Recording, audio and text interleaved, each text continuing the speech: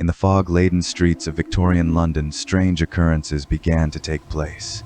Whispers of the supernatural echoed through the night, and rumors of restless spirits roamed the city like lost souls in the mist. Amongst the whispered tales of spirits and the occult, a young woman named Elizabeth found herself drawn into this supernatural intrigue. One night, while wandering the damp alleys, she heard voices in the fog. The voices were hushed and indistinct, but they seemed to beckon her further into the mist. Against her better judgment, Elizabeth followed the whispers, her curiosity overruling her fear. As she ventured deeper into the foggy alleys, the voices grew louder and more distinctive. She could hear names of long-dead philosophers, writers, and leaders speaking in a cryptic and eerie manner. Confused and increasingly unnerved, Elizabeth continued to follow the voices, her footsteps echoing in the cold night air. The fog grew thicker, as if it were alive and responding to the presence of these otherworldly beings. Finally, the voices led her to an old graveyard hidden in an overgrown and abandoned part of the city. The mist thinned slightly, and Elizabeth saw a group of shadowy figures standing around a grave. The figures were translucent and ethereal, like wisps of smoke twisted into human shapes. They continued to murmur names and fragments of past conversations, echoing through the graveyard like a chorus of the dead. Elizabeth, still unsure of what she was witnessing, moved closer to the shadowy figures. As she watched, she noticed that one of the figures was gradually becoming more visible and solid, as if materializing from the mist. The figure's features became clearer, and Elizabeth gasped as she recognized the face of a well-known historical figure from the 19th century. The spirit turned to her, its eyes like burning embers in the night. The spirit spoke, its voice gravelly and faint, like the hiss of a distant fire. It said, "I have been waiting for you." Elizabeth recoiled in surprise, her heart pounding. She had never interacted with a supernatural being before, let alone a spirit from the past. The other spirits began to murmur amongst themselves, their whispers growing louder and more urgent. The first spirit who had spoken stepped forward, its form now almost fully materialized. It fixed its gaze on Elizabeth and said, "We have been watching you." Elizabeth stumbled back, her mind racing with questions. Why had these spirits chosen her? What did they want from her? The spirits grew increasingly agitated, their whispers escalating into a low, menacing hum. Elizabeth, feeling increasingly overwhelmed and confused, gathered her courage and spoke up. "Why are you here? What do you want from me?" The spirits seemed to pause in their murmurings, as if listening to her question. The first spirit, who seemed to be the leader, stepped closer. It said, "We are the restless souls of history, trapped between worlds. We need your help." Elizabeth was taken aback. She had expected many things, but not that the spirits would ask for her help. She swallowed hard and asked, "What kind of help do you need?" The leader spirit said, "We seek freedom, release from this limbo that holds us. Only you, a living soul, can help us." It extended a spectral hand towards her. Elizabeth recoiled further, despite the supernatural nature of the moment. The thought of helping these otherworldly beings was both thrilling and terrifying. She could feel a shiver run down her spine as the spirit's hand reached out for her, its fingers thin and spectral like tendrils of smoke. The spirit's voice grew more insistent, almost pleading. "We know you are our only hope. Help us, and you will be rewarded beyond your wildest imagination." Elizabeth hesitated, the weight of the spirit's request settling on her shoulders. She could sense the desperation in their whispers and the pleading tone in the leader's voice. But there was something else there too, a hint of manipulation, of desperation to escape their fate. She stood, torn between her curiosity and her fear. Her response would determine not only her fate, but the fate of these restless souls. What would she do? As the spirits waited in suspense, their forms shifting in the mist, Elizabeth took a deep breath, feeling the weight of the decision on her shoulders. She could feel the eyes of the spirits on her, their whispers now a low, impatient hum. Finally, she spoke up, her voice a whisper that echoed in the empty graveyard. "I'll help you." The words hung in the air like a contract sealed. The spirits seemed to quiver, their forms dancing in the mist like a living fog. The reaction was immediate, their whispers turning to murmurs of excitement. The leader spirit, now closer than before, spoke, its voice a raspy hiss. It said, "You have made the right choice. Once our freedom is obtained, you shall receive your reward. But beware, the path will not be easy and fraught with dangers." As the spirits continued to swirl around her, Elizabeth couldn't shake a growing feeling of dread. Helping the spirits sounded exciting on the surface, but the thought of what kind of dangers she might face started to cloud her mind. In the gloom, the leader spirit seemed to sense her fear. It glided closer, its translucent form hovering just inches from her face. It said, "Do not worry, my child. The dangers you will face are part of the path. Trust in us, and we shall guide you through." Elizabeth swallowed hard, feeling both reassured and unnerved by the spirit's words. It was easy to be led astray by the promise of adventure and rewards, but the reality of what she was getting into was slowly sinking in. As the spirits continued to hum around her, their forms undulating like shadows in the mist, the one thing that stood out to her was the leader's mention of trust. She couldn't help but wonder, could she trust these historical spirits, or was she walking into a trap?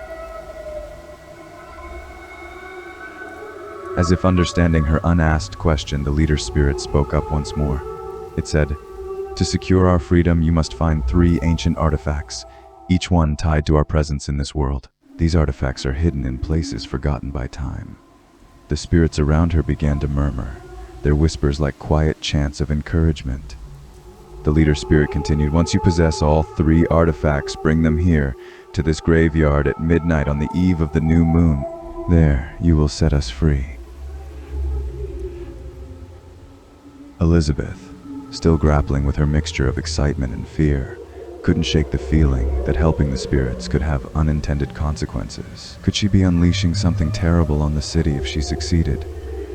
She looked around at the floating forms of the spirits, their ethereal forms dancing in the mist.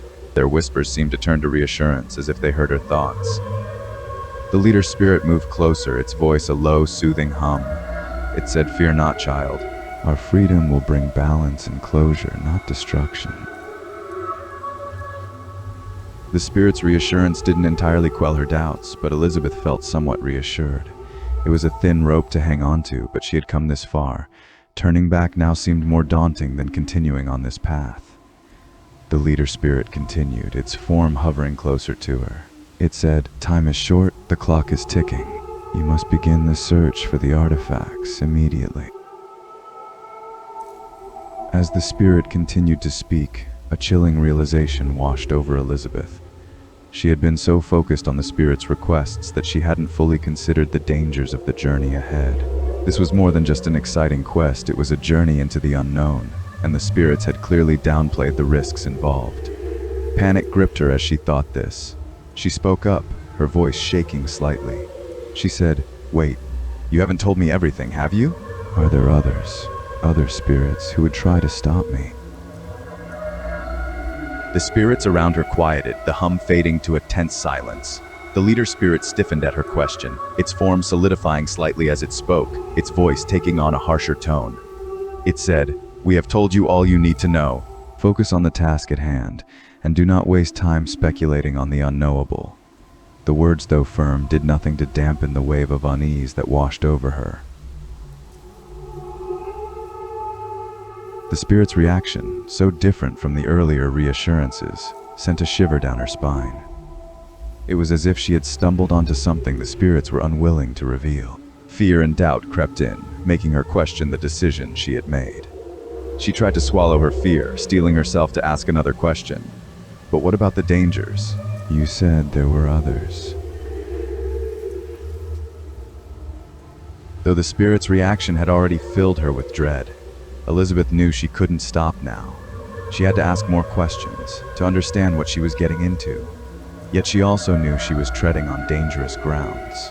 These were powerful, otherworldly beings, and invoking their anger could have dire consequences. She took a deep breath, her voice quivering only slightly. She said, "I need to know everything. Who are these others you mentioned? What do they want?" The spirit's whispers grew louder, the air filled with a tense energy. The leader spirit, now almost completely solid, turned to face her fully. Its eyes, like smoldering embers, seemed to burn into hers. It said, "Do not ask questions you are not ready to hear the answers to." Her heart pounded in her chest, but she was too far in now to back down. The spirit's evasion was only adding to her fear, and she couldn't rest until she knew the truth. In a trembling voice, she asked again, "Tell me everything." The spiritual leader's form twisted and contorted, its features shifting between rage and frustration. It hovered closer to her, its form casting elongated shadows on the mist-shrouded ground. It said, "You are testing our patience. We do not owe you answers. You agreed to help us, and that is all you need to know." Her fear mounted, but Elizabeth stood her ground, determined to get answers. Her voice was a whisper, but her tone was firm. She said, "I cannot help you if I don't understand what I'm up against." The moment the words left her mouth, an icy silence fell over the graveyard, the air heavy with tension. The spirits froze in their swirling motion, their forms almost solid now, their whispers becoming low, menacing hisses. The leader spirit, anger evident in its smoldering eyes, said, "You would dare to go back on your word?" Though fear gripped her, Elizabeth held her ground. "I cannot help you blindly." As Elizabeth turned to leave, the spirits in the graveyard erupted into a furious whirlwind. Their ethereal forms twisted and writhed, their whispers becoming a cacophony of angry voices. The leader spirit materialized completely, its form now solid and imposing. It roared, "You cannot leave! You are bound to your promise." Driven by fear, Elizabeth started to run, her feet pounding on the wet cobblestones. The back alleys of the city were poorly lit, the shadows playing tricks on her panicked mind. The whispers of the spirits seemed to follow her, as if they were giving chase. The sound of her ragged breathing and the echoing footsteps on the pavement were the only things that kept her company as she darted down one alley and into the next. The city was unfamiliar territory for her, a labyrinth of narrow alleys and dark corners. The spirits' voices, now a chorus of angry hisses in her mind, served only to further her panic. As she stumbled out into the road, a horse-drawn taxi lurched to a halt, the driver looking both surprised and slightly alarmed. Elizabeth, chest heaving, stumbled towards the taxi, a desperate look in her eyes. She fumbled with the door, saying between gasps, "I need to get away. Take me to the nearest inn." The inn was a haven of relative safety. The warm yellow light spilling out onto the street contrasted sharply with the cold mist outside. Once inside, Elizabeth collapsed on a chair, her breathing still ragged from the run. She looked out through the window at the street outside. The mist was still there, but it seemed to be gathering, almost as if it was concentrating itself into something more. As she closed the door to her bedroom, the sounds from outside seemed muffled but still ever present. Every creak of the old inn seemed magnified, and the shadows in the corner of her room seemed to dance with an energy they shouldn't possess. The night was long, the air thick and heavy with an ominous silence. She could hear faintly the occasional whisper, or was it just her overactive imagination? Her rest was short-lived, disturbed by a tap on her window. She jolted awake, her heart pounding, the room still shrouded in shadows. The tapping came again, a rhythmic sound like knuckles against glass. As she pried open the window, a cold wind rushed in, carrying with it the scent of something ancient and unknown. Then, suddenly, the wind seemed to take a life of its own, pushing against her, trying to slam the window shut. She struggled against the invisible force, her hands trembling against the wooden frame. As the struggle continued, the realization slowly sank in. The spirits had followed her. They were outside her room, trying to get in. The tapping at her window had been replaced by an angry scratching, as if the spirits were trying to claw their way in through the glass. Her brief hope for daylight quickly faded as the door to the room groaned and creaked. It was as if unseen hands were pushing and tugging at the old hinges, trying to force it open. The room, now filled with a cold light coming in through the window, seemed to be closing in on her, the shadows in the corner twisting and contorting. With a final loud groan, the door gave way, swinging open to reveal nothing but darkness beyond. Simultaneously, the window smashed open, sending a shower of glass down onto the bed. The room was now exposed to the unseen outside, the cold air swirling in as if an invisible presence was taking over the room.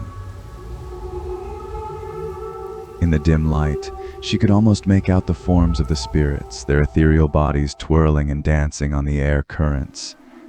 Their whispers filled the room, a chorus of voices that seemed to come from everywhere and nowhere at once. The temperature continued to drop, the air growing colder with every passing moment. As the cold seeped into her bones, she felt the life draining out of her. Her limbs felt heavy, her thoughts slow and sluggish. The spirits, now dancing around her as if they were celebrating, seemed to be growing more solid, their forms taking on a more tangible presence. The whispers were louder now, like a lullaby of the damned, beckoning her toward darkness.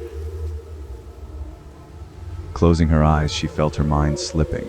The cold was all-consuming now. The whispers grew louder, almost a chorus of triumph. The last thing she saw was a final flash of misty forms circling around her. Something was different. As her eyes fluttered open, she felt at peace. The pain, the fear, all of it seemed to have vanished. The room was still cold, but the spirits were gone, their presence an echo in the past.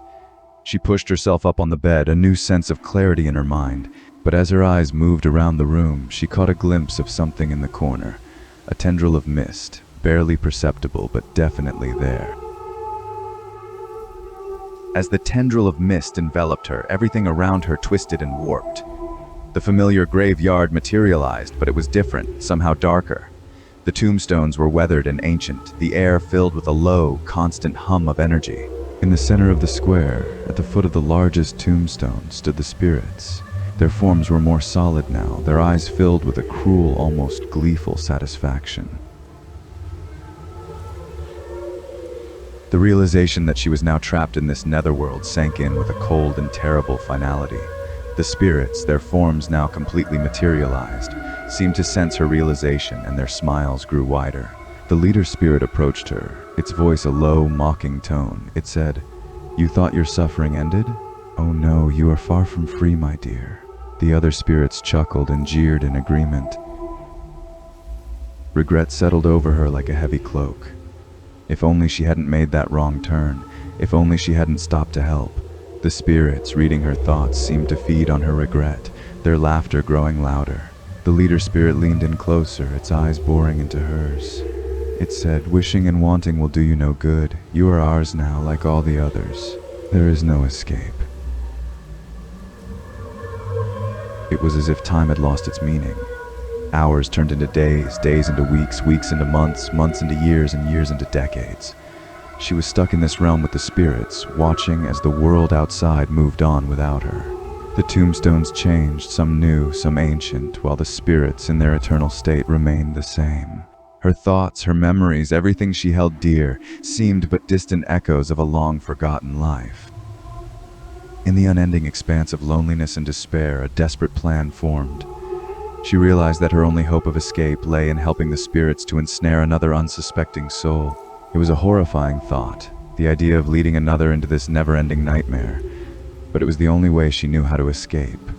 The spirits, ever vigilant, seemed to sense her acceptance, their laughter growing louder and more excited than ever. The leader spirit, its eyes glowing with renewed vigor, turned to her. It said, "You have changed your mind, my dear. Very good. It is time for another game." The plan was set. She played her role, wandering the living world in her transparent state, waiting for the right opportunity. She became a specter at the edge of one's vision, a whisper in the night, a phantom in the corner of a room. When someone gullible or desperate, took notice, she led them on, drawing them deeper into the abyss like a siren's song. Her heart ached with each life she ruined, but she saw no other way out. The spirits, ever sated by her sacrifices, continued their reign, and she continued her endless dance with despair. And so she continued, a prisoner in the spirit world, a hunter for the damned. Years upon years passed without change or measure. The spirits feasted on the lives she offered them, growing stronger with each soul, while she was forever trapped in the endless dance of despair and betrayal. Her own soul was but a husk, a mere shade of what it once was. She had become what she had once feared, a spirit without light, condemned to continue her eternal performance until the spirits had their fill. She came to the terrible realization that her previous life, the friends she had left behind, her very existence in the living world had long faded into obscurity. The spirits, in their mockery, gleefully reminded her of that. Their laughter rang in her ears as they taunted her with memories of a life she could no longer call her own. Her mind raced for a way to break the cycle, to free herself from this eternal dance with despair. Yet every idea, every plan, seemed to crumble under the weight of the spirit's power and her own hopeless situation. She was trapped, a puppet in their cruel game, a player in their endless cycle of suffering. The spirits, sensing her desperation, cackled in glee, the sound echoing through the ethereal realm. The answer, it seemed, was hidden within the very heart of her torment and despair, the graveyard where she had first encountered the spirits. It was here, at the origin of her nightmare, where the solution could lie, if only she could find it. Yet the spirits kept a vigilant watch, their forms ever present, preventing her from exploring or even contemplating escape. Despite the omnipresent eyes of the spirits, she began to observe the graveyard closely, searching for some clue, some weakness. The tombstones, the shadows, the whispers on the wind. She studied them all with a new eye, trying to uncover the secret that might set her free. The spirits, while amused by her efforts, remained skeptical, their gazes never straying far from her spectral form. She noticed something strange. During the day, when the sun was high in the sky, the spirit's hold over her seemed to weaken. It was as if daylight had a dampening effect on their power, allowing her a brief respite from their eternal watch. During those few hours of sunshine, she felt a flicker of hope, a faint whisper of possibility. A flash of insight hit her. The other spirits, while they did not leave the graveyard, rarely strayed far from its boundaries. They had become part of the very fabric of the graveyard, bound to its power and its twisted energy for far too long. She realized that their connection to this place was their weakness, their Achilles' heel. With newfound determination, she began to plan her escape. During the rare sunny hours when the spirit's power was weakened, she would use the opportunity to leave, to scavenge for any relics or objects of power that could help to break her bonds. The spirits, ever vigilant, would not notice her absence in the day. They had become complacent in their unchanging existence, secure in their control over her. The artifacts, the objects of power that had started her journey to this cursed place. It struck her then with an almost painful clarity that they might be more than just relics, more than just objects of desire for the spirits. They could be the keys to her liberation, the tools she needed to break free from the graveyard's oppressive hold. Decades passed. The collection of the artifacts was a painstaking process, but with unwavering determination, she managed to gather them all. Each object, each relic she found grew her hopes and fueled her determination. She could feel in her ghostly heart that she was closer to freedom than ever before. The spirits, their perceptive senses attuned to her every move, had noticed a change in her. She was growing more confident, more hopeful, and that alarmed them. They increased their watch, their eyes following her with new intensity, suspicious of her newfound optimism. And when the night fell, she felt a change in the graveyard. The spirits went about their usual antics, reveling in their domain.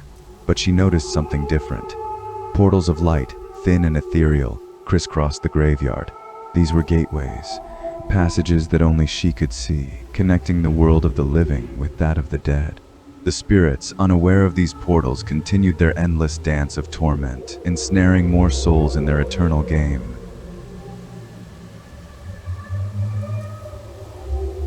As she approached the portal, the spirit, sensing her intent, lunged after her. The leader's spirit, its face twisted in anger, charged forward, reaching for her with its ghostly hand.